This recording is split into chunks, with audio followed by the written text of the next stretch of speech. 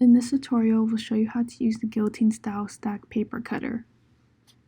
Some of the safety precautions are only one person should operate the machine at a time, always keep your hands away from the blade, and never attempt to cut materials that the machine isn't designed for, such as metal or plastic.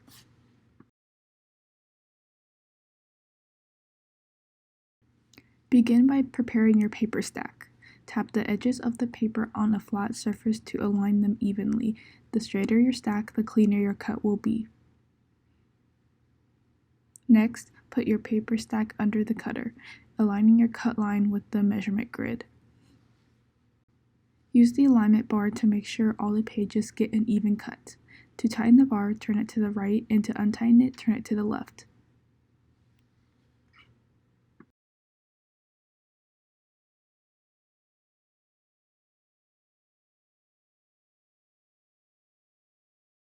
Once your paper is aligned, lower the clamp by turning the handle clockwise until the paper is secured. To cut, lift the lock safety clip by pushing it down, and lowering the cutting handle until the blade passes completely through the stack. Then return the handle to its upright position.